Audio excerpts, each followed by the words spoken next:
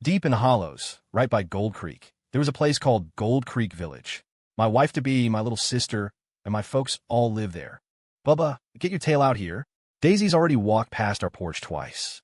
What are you waiting for? Penny hopped in from the outside, her hands red from the biting cold, bursting with excitement. That was my kid sister. She was wearing a brand new outfit, the patches on the knees stitched up tight and neat by Mama. I looked at the melting snow on her head and reached out to ruffle her hair, but she swatted my hand away. She glared at me, annoyed, frantically smoothing down the stray hairs I'd messed up. Daisy did my hair up special. Don't you mess it up. Her voice was loud enough to wake the dead. Folks always said that for a girl named Penny, she sounded more like a firecracker going off in a metal trash can. Hearing Daisy's name made my face feel hot. I slicked back my wet hair, trying to style it like the city slickers did. As soon as I pushed open the door, I saw Daisy pretending to just happen by the front of the house. That was my girl. It was dead winter, and the whole hollow was covered in snow, dumped by the good Lord like he was emptying a flour sack. Daisy stood under the eaves in a new outfit, a bright red parka that stood out against the white like a cardinal on a fence post, fresh as morning dew. Her two thick black braids were tied with red ribbons, and she looked prettier than a picture show. My head, still wet, felt like it was freezing solid. When she saw me step out, Daisy's foggy eyes lit up. Daisy. Lord have mercy. Daisy was beautiful like one of those angels the preacher talked about on Sundays. The angel stared at me with a smile in her eyes. My face felt hotter than the wood stove at night. I stammered, boiling up inside like a kettle. Daisy, you look real nice. Coat looks nice. Hair looks nice. Ribbons look nice too. I was trying to think of something else to say when Penny's booming voice cut in from behind me. Then just hurry up and marry Daisy so we can look at her every day right here at home. Penny didn't have a filter. Daisy heard it, and her pale cheeks turned as red as her parka. I knew her face had to be burning just as hot as mine. That's right, Chip. When you going to marry that girl? Let us all get in on the celebration. Old Man Miller was leading his old mule, squinting at us with a grin that turned his eyes into slits. He had a sack of manure tied to the mule's neck. Afraid the smell would reach Daisy, I shuffled a few steps to block her from the wind, my nose filled with the scent of barnyard. I hadn't realized there was a crowd gathering outside, popping up like weeds in the spring. Ain't that the truth? Set the date so we can help y'all get ready. I watched Daisy grow up. I'm stitching her a quilt. Mrs. Higgins was holding her newborn, still recovering from the birth, her head wrapped tight in a scarf. She pushed the window open to chime in. Mr. Higgins, terrified she'd catch a chill, grabbed a blanket and wrapped it around both her and the baby, earning himself a sharp look from his wife. Daisy's pa, leaning on his cane, had just come back from the city with my pa, holding a small bag of rock candy. Hearing Mrs. Higgins, the little mustache on his upper lip twitched. Why would you provide my daughter's dowry? Save it for your own kid's wedding. As he spoke, he handed out candy to the snot-nosed kids running around. How come y'all came back from the city empty-handed? Daisy's pa sighed, the silver dollars in his pocket clinking faintly. He hadn't spent much. City's weird right now, close to the holidays, and they ain't selling nothing but hair. Folks are actually buying braids. Hearing this, Old Man Miller mumbled something and touched his own thinning hair, looking a bit disappointed. Even the president's gone, and folks are still worried about hair for the holidays. Old Man Miller was grumpy. He missed out on a quick buck. My pa nodded. I was close enough to hear the coins rattling in his inner pocket. Don't know why, but everything else is sky high. I couldn't bear to part with the silver. Hearing this, Mr. Higgins, still hugging his wife and kid, sighed and looked down. He had wanted to buy a silver bracelet for the baby, but now he'd have to wait until next year's harvest. Even though the window was closed, Mrs. Higgins' voice cut through clearly. What are you scared of? Prices go up this year, they'll go down next. Buy it then, just in time for Chip and Daisy's wedding. I'll bring my old mule to haul Daisy's dowry then, Old Man Miller said. His mule let out a well-timed bray, as if agreeing. My pa looked at me and Daisy, our heads bowed low, and his smile deepened, the wrinkles on his face looking like the bark of the old oak tree I used to climb. We're all neighbors here. Y'all just get ready to drink. Old Man Miller slapped the mule, who was rooting in the snow. His thin lips stretched into a teasing grin. Well now, that'll be right after the harvest next year. That's right, coming soon, coming soon. Next year, when the crops came in, Daisy and I would get hitched. That was the unspoken promise of the village. Listening to the elders tease us, I stole a glance at Daisy. She was biting her lip shyly, her ears red enough to bleed. I loved her to death. Hearing Old Man Miller still going on, Daisy stomped her foot, grabbed her pa's arm, and dragged him toward their house, her neck flushed pink. Poor crippled Pa, clutching his candy, muttering, "Slow down, Daisy, slow down." I stood there like a fool, staring at that spot of red disappearing into the snow. When my Pa got inside, Mama immediately put down her needlework and started dusting the snow off him with her rough, cracked hands. Pa wiped the water from his head, laughing heartily. "This snow is good. Gonna be a bumper crop next year." Mama smiled too. Her sleeve was frayed at the cuff. She'd stitched it a few times, but there was still a hole. "That's good. Harvest comes in, we can get Chip married." I squatted by the stove, drying my frozen hair. My face felt warm, but my heart felt warmer. Penny was playing with her own braid, her dark eyes darting around mischievously. "Next year, I gotta call Daisy sister-in-law." "That's great. She can braid my hair every day." Daisy wasn't just pretty. She had clever hands. Watching Penny spin around the room like a wild monkey, Mama rolled up her sleeves and pinched her cheek. "You're about the same size as Daisy. Look at her, then look at you. How are we ever going to marry you off?" Seeing Penny's goofy grin, Mama rolled her eyes toward the ceiling and reached out to pinch her again. Penny expertly dodged behind Pa. Mama, exasperated but helpless, waved her hand and went next door to ask Mrs. Higgins about her nephew. Hell, lucky I had Daisy. The next day, I got up early. I dreamed of marrying Daisy all night and barely slept a wink. I was heading up the mountain to check on my orchard. I'd scoured several ridges to find those saplings, and they bore fruit big and sweet. Sold real well in the city. When this batch came in, I was going to buy Mama a new dress, get Pa a new pipe, and get Penny and Daisy some of that face powder. They said city women used it to make their skin glow. I was happily making plans when I heard Old Man Miller's mule grunting. I saw the old man had hitched the mule to his cart again, and there was someone sitting in it. The guy's clothes were brand new, clearly city bought. Chip up early again, heading up a mountain. Old Man Miller breathed into his cold reddened hands, not forgetting to rub the neck of his wheezing mule. I nodded, sniffing back snot. When I got a good look at the person in the cart, I froze. "Booger, what are you doing back? And what did you get 4 eyes?" Booger rolled his eyes at me and adjusted his glasses. Something flashed in the light. "I've told you 1,000 times. My name is Arthur Sterling. Quit calling me Booger." "Got it, Booger." I sniffed again, watching Booger touch the reflective glass on his face helplessly. "These are spectacles, Chip." Booger's family used to be rich. Unlike us, who had been farmers for generations, his ancestors were scholars. Even though they fell on hard times, they weren't mud-legged like us. His daddy was smart, made some money off what was left of the family fortune, and moved out of Gold Creek. Booger was smart too. He went to school and knew a lot of words. He was a city slicker and a scholar now. But his ancestors were buried in Gold Creek, so a few days a year, they came back to burn paper money for the spirits. Booger's Pa said, "You can't forget your roots." Old Man Miller sneezed, blocked one nostril, and blew snot onto the ground. "Booger, how come you're back alone? Where's your Pa?" "My father. He's busy. Couldn't get away." "Oh, your Pa does big business. Makes sense he's busy." Old Man Miller slapped the mule's rump to encourage the old beast. I walked alongside, swaying, careful not to outpace the mule. "All right, Booger, you going up with Chip. The path gets steep back here, and my mule's too old to make the climb." "Mr. Miller, my name is Arthur. Arthur Sterling." Booger corrected him in that proper voice of his, but Old Man Miller just kept talking to his mule, not paying him any mind. Booger stood silent for a moment, then sniffed back some snot just like I did and started walking ahead. The whole way up, Booger kept his head down, deep in thought. He didn't even notice he was taking the wrong path to his family plot. "Hey, that's my kin's grave. Yours is over that way." Booger looked up at the mountain, then followed me without a word. I scratched my head, wondering if all that book learning had made him stupid. Honestly, the guy couldn't even remember where his own ancestors were buried. Even I knew where his were. They had those fancy stone markers. I led Booger all over the mountain, running in circles before we finally found his family plot. Wasted a lot of time. I could see smoke rising from the chimneys down in the village. Thinking about Mama's stewed cabbage made my mouth water. Booger squatted in front of his grandpa's mound, absent-mindedly burning a huge pile of spirit money. Sheet after sheet, stack after stack, turning to ash and blue smoke drifting away. Man, city folk were different, burning money like that. His grandpa must have been a landlord down in hell. I was itching to check my fruit trees and leave, but then I heard Booger ask, "Chip, tell me, where do countries come from? Where do homes come from?" I was stunned. I scratched my head, tasting the words country and home. I never went to school. If Booger didn't know, how was I supposed to? I rolled the words around in my mouth, but couldn't come up with anything. I shook my head and looked down from the mountain.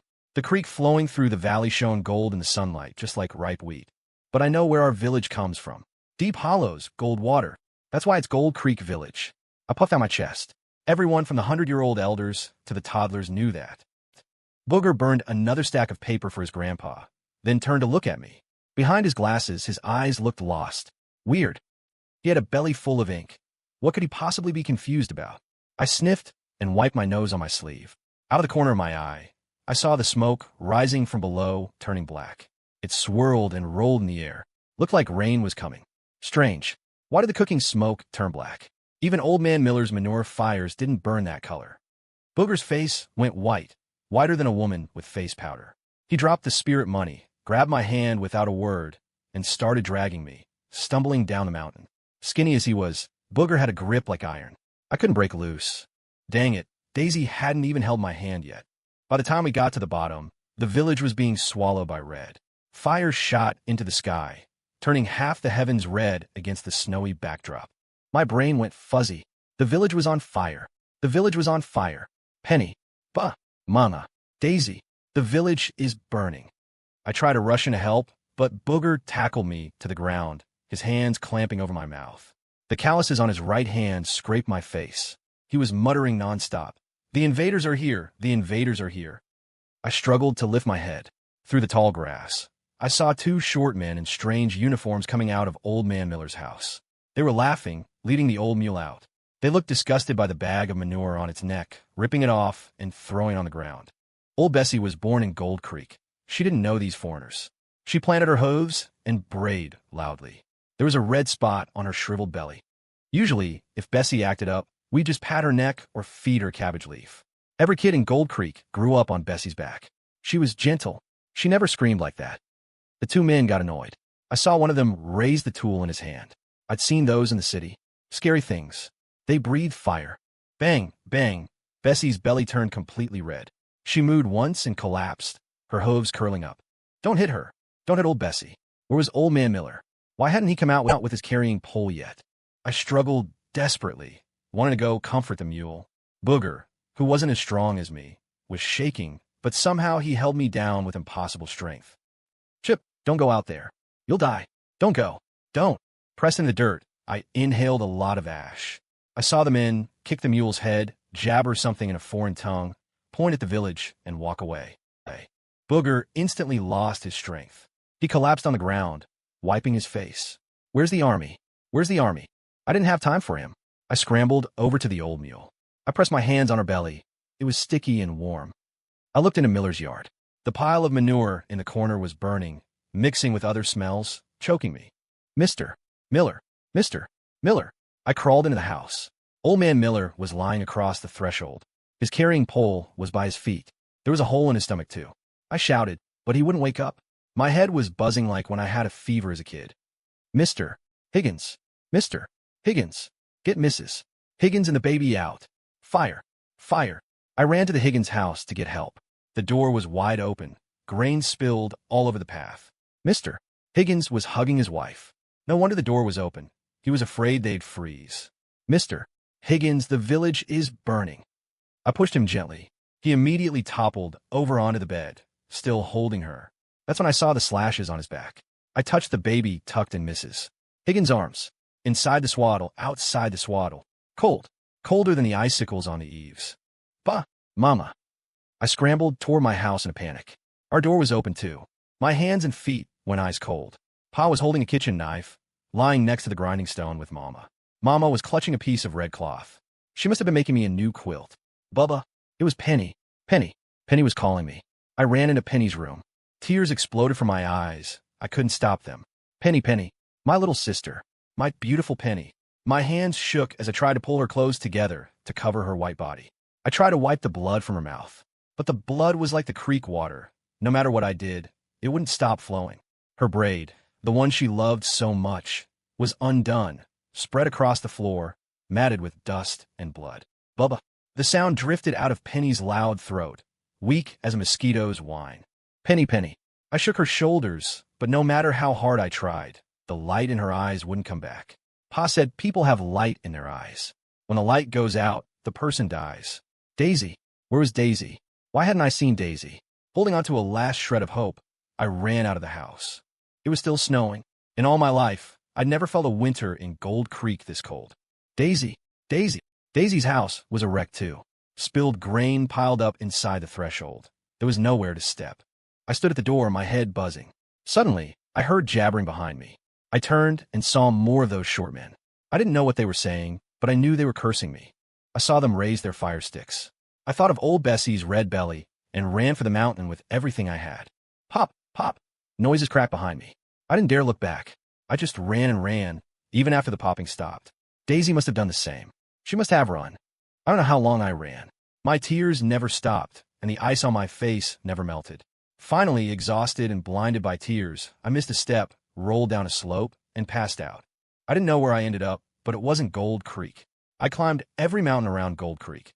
I knew them so well I wouldn't fall even with my eyes closed. As I blacked out, I wondered if Daisy had fallen like me when she ran. I heard chirping. I didn't know what kind of birds they were, but they weren't as polite as the birds back home. I opened my eyes groggily and saw Mama sitting next to me, patching clothes. Mama. I sat up with a jolt. The person turned around, and I realized it wasn't Mama. It was an older woman, clearly annoyed by my shouting. She glared at me. I glanced at the clothes she was sewing. The stitches were neat, but nothing compared to my mama's work. I wanted to go home, but the old woman shook her head coldly. Village is burned to the ground. You go back, you die. How could I die? I still had to find Daisy. I touched my head, which was wrapped in layers of bandages, and saw a lot of strangers. I met a lot of folks like me whose villages had been burned. They told me there was a war on, that's why the villages burned. But why burn Gold Creek? What did that have to do with us farmers? The people who saved me said they were the resistance, fighting the invaders. Invaders? Oh, those short guys. For some reason, I wanted to stay. There were a lot of people here. Maybe I could find Daisy. What can you do? A man with a broad forehead asked me abruptly. His leg was wrapped in yellowing gauze, oozing blood.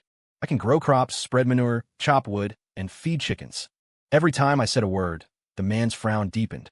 He shook his head. That won't do. We're fighting a war. There's no land for you to farm. He was trying to chase me off. That wouldn't work. I was counting on following them to find Daisy. I got desperate. I grabbed the big wok from a makeshift stove, soot covering my hands, and swung it around, right there to show them. I can cook. I can eat bitter hardship. The man laughed along with everyone else, his broad forehead relaxing. But we got plenty of folks who can cook. This guy was picky. Furious, I glared at him. He just kept grinning. Looking at his injured leg, I blurted out, "For a wounded guy like you, I'd sneak you an extra half bowl of rice." He froze for a second, then laughed loud and hard. It was so loud I wanted to rip the clean bandage off my head and stuff it in his mouth. Anyway, I got to stay. Became a cook for them. I followed the unit fleeing south, fighting back, then fleeing south again. I asked everyone I met, "Have you seen Daisy?" 2 braids, wearing a big red parka. Real pretty girl. Everyone I asked just shook their heads and said no. The old woman who I saw first when I woke up knew I was looking for someone. She stared at me for a long time, her eyes drooping. Probably ran south. My son is in the south. The old woman's son had joined the resistance. Her village was burned, so she came out to find him. Since she looked a bit like my mama, I secretly added half a ladle of porridge to her bowl. I asked what her son looked like, said I'd help look. Thick lips, wide nose, not tall. Has a mole behind his ear. I memorized it. I told the old lady she'd help me find Daisy, and I'd help find her son. She didn't speak, just lowered her head and drank her porridge. That meant yes. Great. Another person to help find Daisy. The unit moved south. We met more and more people whose homes were burned, but the number of people in the unit kept shrinking. I listened to the distant cannons. My ladle was full and steady as I poured into the bowls. At first, the noise made me shake, but now, even if a firecracker went off by my ear, my hand wouldn't tremble. The bowls held out to me changed, one after another. But without exception, the hands holding them were covered in blood and dirt. How come my bowl has half a ladle less than theirs? The guy in front of me suddenly asked, refusing to move. Probably looking for trouble. I tossed the ladle into the pot, looked up ready to curse, and saw he looked familiar. Seeing me stare, he rolled up his sleeve and wiped some soot off his face. The only clean thing on him were his eyes, bright as day. "It's you." I looked down at his leg. "No gause. Must be healed." Thinking that, I straightened my back, looked at the line behind him, and shoved him righteously. "You ain't wounded no more. Why should you get extra?" The soldiers waiting to eat started to murmur. The man smiled, flashing big white teeth in his black face. I could see his gums. He snapped 2 twigs off a tree and used them to shovel rice in his mouth. Someone whispered in my ear, Chip, that's Commander Sarge. You don't know him. Commander Sarge. I gave an extra scoop of vegetables to a one-armed soldier in front of me and stole a glance at Sarge. Commander. Guess he was an officer. The meal was rough. Sarge licked his bowl clean and sucked on the twigs. I laughed at him inside for being a fool. There wasn't much fat in the whole pot. He couldn't suck any salt out of those sticks, even if he chewed them up. Finally, the dark sea of heads cleared out. I was seeing stars from hunger. I scraped the bottom of the pot with a ladle. But no matter how hard I scraped, the empty iron wouldn't produce any oil. 2 mouthfuls of cold rice later, I felt a little life come back to me. I squatted behind the stove, squinting when suddenly something hard was shoved into my mouth. I chewed instinctively. A clove of raw garlic. It was so spicy tears and snot ran down my face together. Felt around my pocket, found clove. Saw you had nothing to eat. Don't starve to death. The old lady squeezed in next to me stiffly, reaching her hands toward the dying embers. Once her hands were warm enough to move, she threaded a needle with difficulty and started patching that white shirt on her knees. I smacked my lips, tasting garlic, staring at that white shirt that looked so out of place here. Fighting all day long. Where'd you get a shirt that clean? The old lady folded the shirt carefully on her lap, afraid to drop it in the dirt. It belongs to the Ivy League doc. He only wore it once. That's right. Our unit had a doctor who came back from overseas. Like Booger, he'd read a lot of books. Earlier, I saw a soldier with a hole in his belly, guts practically hanging out. I thought he was a goner, but that doctor pulled him back from hell. Good Lord, more powerful than the angels. If he'd been in Gold Creek, maybe Old Man Miller, the Higgins family, my folks, and Penny wouldn't have died. The Ivy League doc was educated, but he didn't look down on us mudlegs. He told us not to be scared of blood, to put pressure on it first. Man, I learned something. Survival knowledge. Educated folks really were different. Nobody noticed that every time I served the Ivy League doc, I packed the rice down tight in his bowl. I want to touch that clean shirt, but I was afraid of dirtying it, so I pulled my hand back quick. Such a nice shirt. How come he only wore it once? Doc says we're in a war. Wearing this gets in the way. Red armband works better. Then why patch it? I want to. Shame to throw away something so nice. I pouted, ignoring her. I didn't tell her the patch she found wasn't white enough and looked ugly as sin. I got up, checked the new recruits, and went up to ask if they'd seen Daisy. No. How about a soldier with thick lips, wide nose, not tall, mole behind his ear? No. I scratched my head and looked back at the old lady patching the shirt behind the stove. Her hunched back looked even lower. Days went on like that, carrying the walk, trekking over mountains and rivers, falling asleep to cannon fire. The war was hard. The unit got smaller. I was still hungry every day. Couldn't help it. War means no people, means land sitting empty with nobody to tend it. Luckily, I grew up in the hollows and knew my greens. While Sarge and the boys fought up front, I picked wild veggies in the back. It was okay. Life was bitter, but at least bellies were full. To use the Ivy League doc's words, what was it? Better to be a living dog than a dead lion. Not sure what dogs and lions had to do with it. People with ink in their bellies spoke weird. T. We got another scholar in the unit. Looks weird. Got 4 eyes. Fries. I dropped the spatula. Before I got far, I saw Sarge, face black with soot, happily slapping someone on the shoulder. The Ivy League doc was holding 2 grenades, looking happy too. He was muttering, "The gun is mightier than the pen." Didn't know why he was happy holding those hot potatoes. I scratched my head, grinning at the familiar face. Booger. The man turned around. He looked happy to see me, but his face turned as black as Sarge's. T. I've told you 1,000 times. Call me Arthur Sterling. Arthur. I nodded, pulling him looking up and down. Got it, Booger. Booger's pa was dead too. Killed the day the invaders took the city. Beheaded in the square. Reason was funding the resistance. Booger said the invaders did it to kill the chicken to scare the monkeys. I shook my head, mocking his book smarts. Even a farmer knows monkeys don't eat chickens. Weasels do. I saw Booger secretly roll his eyes. His pa died. The family money was stolen by the invaders. If he hadn't come back to the village to burn paper that day, he probably would have died too. Booger read books. After joining the resistance, he did political work. He was sent here to be our, what was it, commissioner? Something like that. I didn't know. Anyway, he was an officer like Sarge. Hearing me say that, Booger straightened his face and corrected me strictly, not an officer. A comrade. More serious than when I called him Booger. Seeing he wanted to say more, I greased my heels and ran, hiding behind the stove to pick my greens. The unit got pushed back. The veterans said something went wrong on the front line. Have you seen Daisy? 2 braids, big red parka. Real pretty girl. No. We passed another town. I carried the big walk, retreating with a unit. It wasn't winter now. Nights were easier to handle. On the road, I sidled up to the old lady and whispered, "Don't worry. We'll fight back sooner or later. I'll help you find your son then." She stared at me, eyes tired. She shook her head and didn't say a word. I adjusted the heavy walk on my shoulder and grabbed a handful of roadside greens. I blinked, watching sparks suddenly appear in the sky above, remembering setting off firecrackers back in Gold Creek. Boom! Boom! Boom! It wasn't until the ground shook that I remembered I wasn't in Gold Creek. Enemy attack. Cover. Take cover. Sarge was yelling with a voice like a broken gong. I held the walk over my head and found a ditch to curl up in. Dirt blasted by the shells flew right into my face. In no time, I felt grit sliding down my neck. Sarge organized a counterattack. Like always, I hugged the thing everyone needed to eat and hid in the rear. The sky was dark. Didn't know if the stars were hiding or the dust was just that thick. Didn't know if the explosions gave me tinnitus, but I heard a girl crying. Weak, like the last time Penny called me. I scrubbed my ears hard and realized I wasn't hearing things. I lifted the walk a crack, squinting around until I saw someone lying not far away. Keeping the walk on my head, I cat-crawled over. Up close, I saw the person lying there was clutching a little girl. He was covered in dust. On his left arm, a red armband. Damn it, the Ivy League doc was hit. I pushed him aside and pulled the little girl out of his arms, putting the big walk over her head. Fit perfectly. Covered the little tyke completely. I turned the doc over. Half his body was blood. The eyelid of one eye had melted shut. Miraculously, he was still breathing, but I didn't dare move him, afraid he'd fall apart. The doc looked at me with his remaining eye. His throat rattled. I crawled closer to hear. Hide! Hide! I got his meaning. A bullet zipped past my ear whoosh. I hurriedly grabbed his arm, trying to drag him to the ditch. But the doc was like mud. I couldn't get a grip.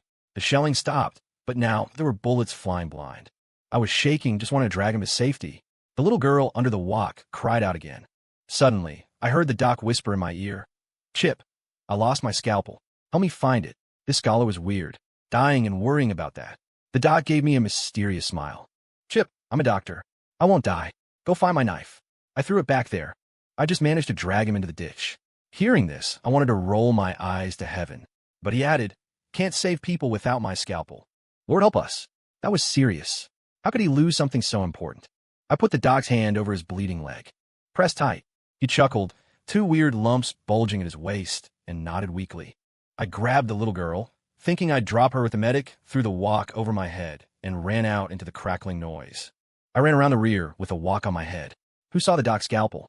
Anybody seen the doc's knife? Everyone said no. Couldn't help it. No knife meant no, saving people meant dying. No, had to find it. I kept my head down, searching inch by inch. Wounded were carried down from the front, then ignored orders and rushed back up. "Chip, give us a hand." I got drafted. Bandaging this guy, bandaging that guy. I looked at the wounds and thought I'd look for the knife later. Didn't know how long the night battle lasted. I was yelled at left and right, until I saw Sarge wipe the soot off his face, revealing the black skin underneath, realizing the fight was over. We didn't run, so the invaders must have ran. I slapped my head, walking up to Sarge apologetically. "Sarge, you see the doc's scalpel?" He asked me to find it, but I was busy all night. Hearing me, the soldiers around Sarge looked funny. Booger walked over and pulled me back. His glasses were shattered. 4 eyes was going to be 3 eyes soon. Sarge stared at me. 2 streaks appeared on his dusty face. His eyes were red, probably irritated by the dust. But the doc was good. He could fix that easy. I asked around, but nobody knew where the knife was, and nobody told me where the doc went. We rested there for half a day because a bunch of officers, no, comrades, arrived to plan with Sarge. I didn't know what there was to discuss. War's over, go home, marry, live life. Hearing me say that, Booger smiled, but he looked uglier smiling than not, like I'd stolen his bird eggs again. I stood up, dusting off my butt. "You gonna go look for Daisy again?" I nodded. "Course." Booger scratched his hair, then suddenly brought out paper and a pen. "Draw her. If you draw her, people can recognize her better." First time in my life holding a pen. My hand wouldn't stop shaking. Tip touched the yellow paper and left a big black blob. Booger couldn't watch. He snatched the pen and paper back gently. Said I should describe her, and he'd draw. Daisy has big eyes, real bright. She always wears 2 big braids, pitch black. Penny was so jealous. And she has a big red parka. I spilled everything out. I looked down expectantly, and my smile vanished. "Damn, Booger." I said all that, and he drew something so simple. Not even as good as what I drew in the mud with a stick. I took the drawing, looking at Daisy, blowing carefully to dry the ink. Then I took the picture and knocked on every door. "Excuse me, you seen Daisy? Prettier than this picture. Round face, 2 braids." Everyone shook their heads.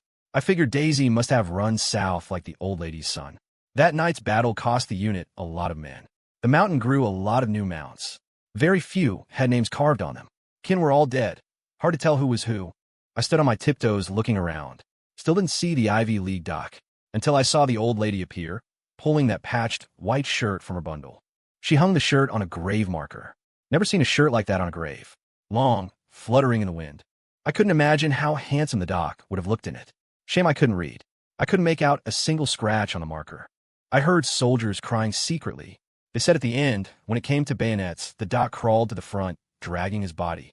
Blood everywhere. Hugged 2 invaders and pulled the pins on his grenades. Couldn't find a body. Just buried the scalpel in the mound. Hearing that, I let out a breath. Knife was found. That was good. That was good. Looking at the lines on the stone, I couldn't read. My eyes stung. Man, wish I could read. At least I'd remember who they were. The unit moved out after a few days. Every village we passed was burned. Empty. Good land gone to waste. I bent down and grabbed a handful of soil. Rich. Didn't even need manure. Shame. Such a shame. In the unit, besides cooking, whenever someone yelled "Chip," I went to help. Felt busier than Sarge. Booger kept doing political work for the towns nearby. Building stages, putting on plays. I watched one once. Lord, nobody there. But Booger stayed happy, yelling through a megaphone from one end of town to the other at dawn. I wondered why nobody sicked their dogs on him. Booger smiled mysteriously. Because deep down, folks know what we're doing is right.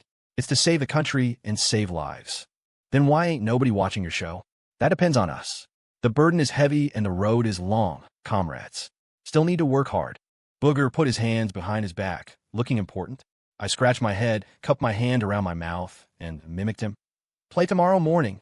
Rich folks give money. Poor folks give an audience. Booger stumbled in front of me, turning around fast to cover my mouth. Not that kind of work. Geez. He glared at me like I was a hopeless case. What? What other kind of work was there? Next day, the seats were full. Booger was thrilled. I was thrilled too. He did his patriotic play up there. I went through the crowd with Daisy's picture down here. Didn't ask many people before they realized the play was the same old stuff and walked off. The ones left fell asleep. Looking at the sleepers, I got mad. I didn't understand Booger's scripts, but they always made my heart thump. How could these guys sleep? I want to wake them up, but Booger stopped me. It's okay. Someone will listen. We just have to do it. I nodded, but secretly kicked a guy's chair, startling him so bad he fell off. Heh, served him right. Don't know why, but the unit stopped moving for a while. Felt like we'd been stuck there a long time. Hadn't seen Sarge walking the town lately either. The medics always looked grim. I heard them whispering about running out of meds, something about rotting. I figured the veggies in the corner were rotting, so I kindly turned the soil for them. Booger was busy all day too. I tried to get info from the old lady. Said one word, and she rolled her eyes and told me to get lost. I laughed and interrupted. Get lost to where? Get lost back to your home. Got nobody home. Get lost back there anyway. I shut up and wandered out. I wasn't going back. Had to find Daisy. I touched the picture over my heart. Didn't get far before Booger called me. Chip, come to the city with me. I nodded, following him onto an old man's ox cart, rattling along. Before we even left town, Booger handed the old man a silver dollar and took the reins himself. Looking at his tight face, I had a bad feeling. Outside the city, Booger parked the cart. I started to follow, but he dug into his pocket and stuffed several silver dollars in my hand. Back. My stomach turned. Booger, what you doing in the city? His pa's fortune was stolen. He couldn't get anything back. If I don't come back, you turn around. Give this money to Sarge. He told me to stay with the cart, gave me no chance to speak, and ran to the gate. Handed the guard some coins. Bout. Got an easy. I weighed the silver, leaning against the ox, staring at the gate. Watched the sun move from my left shoulder to right in front of me. Finally, Booger came out. He was carrying a suitcase. Foreign make, so he went shopping. No wonder he brought money. I was about to drive the cart when he whispered in my ear. Chip, don't go back to town. Go east. Detour. What? You. Don't look back. My scalp tingled. I listened, driving the cart east. Lord have mercy. What happened? I held my breath, watching the shadow in front, coins jingling in my pocket. Sensing my panic, Booger finally spoke. Don't be scared. Keep going. I drove stiffly, watching my shadow stretch out. At a bend, Booger shoved me hard, throwing the suitcase into my arms. Chip, run for the mountain. I rushed into the woods and saw people popping out of nowhere, pulling guns. Bang, bang. Booger and I ran for our lives, pursuers hot on our tails. I was panting like a dog. Booger, what did you do? Rob somebody. Booger was behind me. I heard him spit and curse, rare for him. Bullshit. My pa hid this. His pa. Sure enough, rich ancestors knew to leave something for the kids. Bang, bang. More shots. My skin crawled. I heard Booger grunt. I turned and saw him rolling down the hill. I reached for him and got pulled down too. Ignoring the pain, I scrambled up, dragging Booger into a hollow to hide. Miraculously, the guys with guns ran right past us overhead. Booger's glasses were totally smashed, one piece hanging on the frame. His eyes were so small without them. Never seen him take them off before. I never expected the first thing he'd do after catching his breath was check the suitcase. I scolded him. Money-grubbing fool. Gonna die, and you worry about that. Booger tried to smile, but looked uglier than crying. My brow jumped. I reached for his chest. Sure enough, he was hit. I said those guys couldn't be such bad shots. Booger chuckled, calling me mean. If I hadn't been behind you. See? Remembering the doc, I pressed on the bloody hole. Then I realized he was hit multiple times. My 2 hands couldn't cover them all. Blood flowed faster. I panicked. See? Booger called me softly, just like Penny used to. I watched the blood bubbling at his mouth, shaking my head, my sleeves soaked red. See?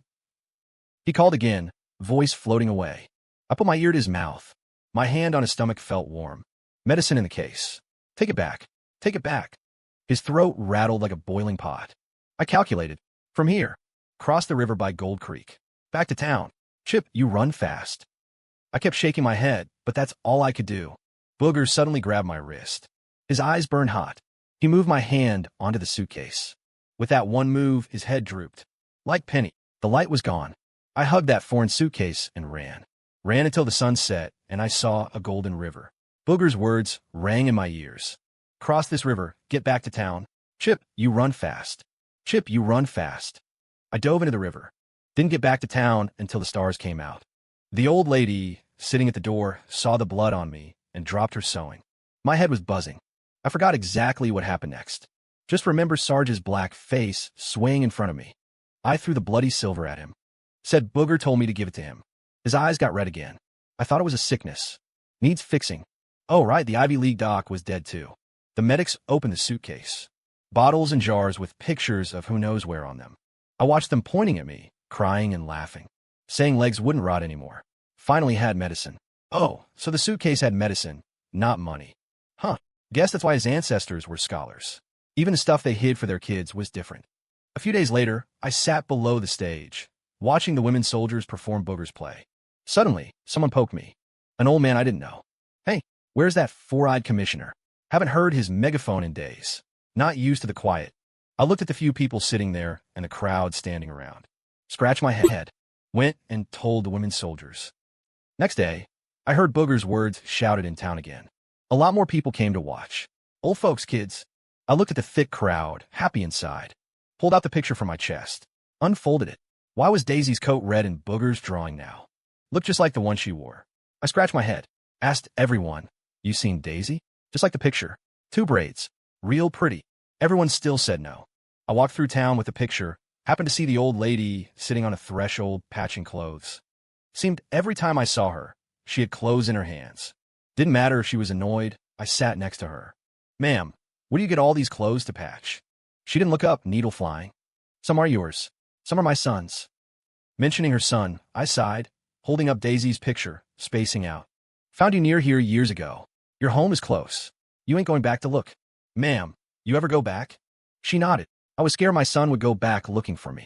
And village was still empty. Burned to nothing years ago. Nothing left. I held my face, silent. Just sat there. Didn't know how I was bothering her, but she kicked me. Told me to get lost. Got nobody home. Get lost back there anyway. I scratched my head, folded Daisy's picture, and put it over my heart. Tossed and turned in bed all night. Got up early the next day, went outside town, followed the Golden River down. Deep hollows, gold water. Gold Creek Village. Years later, the fields were ruined. Good crop land overgrown with weeds. As soon as I hit the village entrance, I knelt and knocked my head on the ground hard. Pa, Mama, neighbors. Chip is back. Looking at the ruins, I could barely tell whose house was whose. The fire burned, but it was snowing then. Didn't burn long. I walked to my house. Saw Pa and Mama's remains exposed in the yard. Knelt down. Knocked my head again.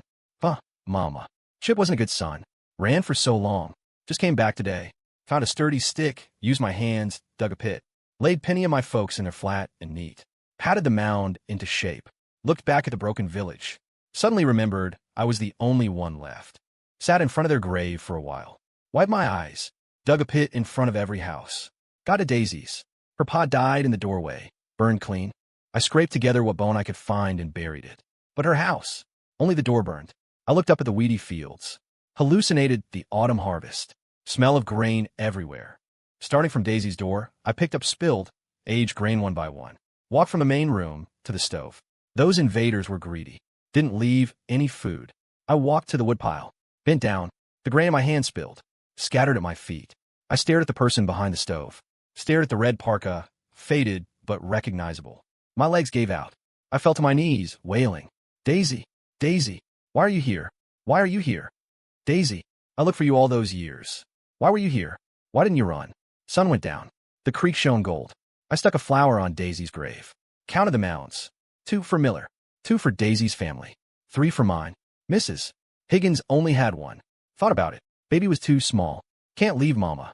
Checked every house. Wiped my face. Walked back to town alone. A few days later, Sarge gave the order. Moving base. The night we left, I carried the walk, scratching my head, the old lady still sewing. Ma'am, you don't have to help me find Daisy no more. But I'll keep looking for your son. She didn't ask why. Didn't look up. Just nodded gently. Sarge said we might attack south, might go east. No sure news. Just gonna drive them out. But the old lady was going south to find her son. She'd been delayed with us for years. Said she was going to find him, wouldn't go with us. Hearing the bugle, I shouldered the walk, following the main force. Looked back. She was still at the door, bowing over her sewing. Got smaller and smaller until I couldn't see her. That night, the unit rested by the river. Whose clothes are these? Hey, I got one too. Who put this here? Why do I have one? Me too. I put down the walk. Hurried to open my bundle. Dug around. Sure enough, a set of new clothes with patches. Clean. I scratched my head, trying to look back toward the town. But I couldn't see the old lady anymore. The unit got a new commissioner. Like Booger of 4 eyes. Glasses taped together. Yelled the same stuff Booger did all day. Lord, so loud I wanted to sick a dog on him. We walked a long, long way. Places I never heard of. Lost people constantly along the way. Biggest problem was food. I ran up mountains before dawn. Picking here, picking there. Still couldn't fill bellies. Commissioner said it was because people were driven off. Driven off by the invaders.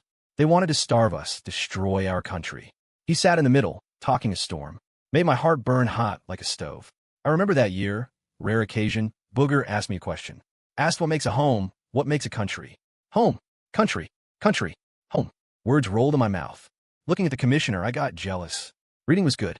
If he read books, he knew what home and country meant.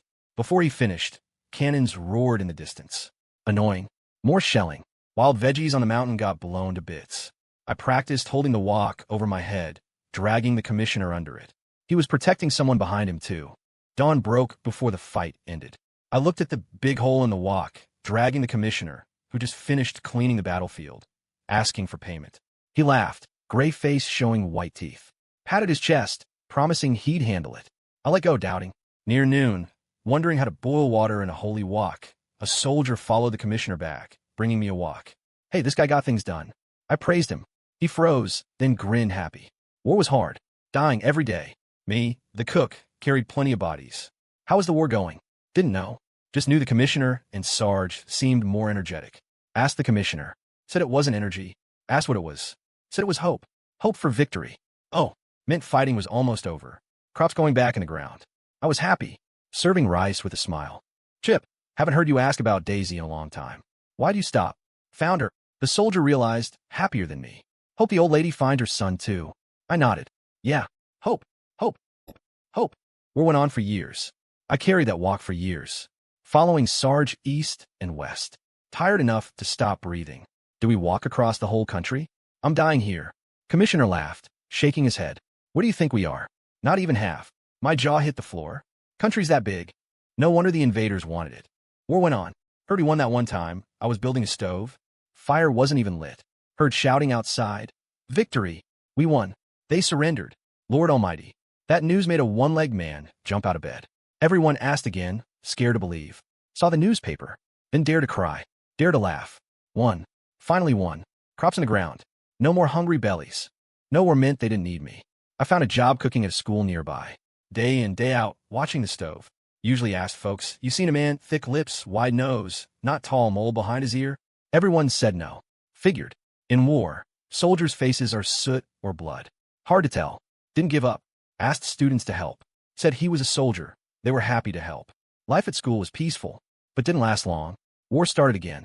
I fell on my chair, eyes wide. What? Didn't we kick the invaders out? Said it was civil war. Internal strife. I asked what that was. Said it was fighting our own people. Lord Almighty. Why fight our own? I threw a log in the stove. Said it was for the common folk to live good lives. Few years later, that war ended. I asked who won. They said the Union, the ones with the red stars on their caps. Red stars. That was Sarge's bunch. That was good. Commissioner was good. Sarge was good. Folks' lives would be good. The school changed principals, changed names. Only me went from the fireboy to uncle to old man. Life was okay. Only trouble was the new principal. Found out I was a veteran. Wanted me to give a speech. Kids say he wanted clout. New word. Never heard it. Don't know who put that hat on me. I just got old. Don't know what resistance and hero got to do with me. Don't know what to say up there. Just tell them about your time in the unit. I just stoked fires. Principal gritted his teeth. Step back. We'll write a script. You just read it, okay? I smiled, showing my few teeth. Can't read. Principal was stunned. Stuck. Getting old. Kids get up earlier and earlier, leave later and later. Noise keeps me up morning and night. Can't sleep, so I get up. Draw new clothes for Daisy, Penny, Mama. Drop a modern cigarette. And foreign stuff. Cigars. Drew Daisy's already. Cut the clothes out, pasted them on her red parka through a plastic sheet. Drew Penny and folks myself. Didn't draw as good as Booger. Guess I wronged him back then. Too loud at night. Can't live at school forever. Wanted to move out. Heard Gold Creek change a lot. Wanted to move back. Didn't expect the principal to overhear. Made a phone call right in front of me. Emphasized resistance veteran real heavy. Reminded me of a mutt I met as a kid. Only the principal didn't have a wagging tail. Traffic is amazing now. Felt like I just took a nap and was back at Gold Creek. Except now everyone calls it the new rural zone. Said it was new government policy. I don't understand. Feet touched the ground. Looked around. Only recognized the Golden River. Walked to the bank. Followed the water forward. Deep hollows, gold water. Once upon a time, there was a Gold Creek village.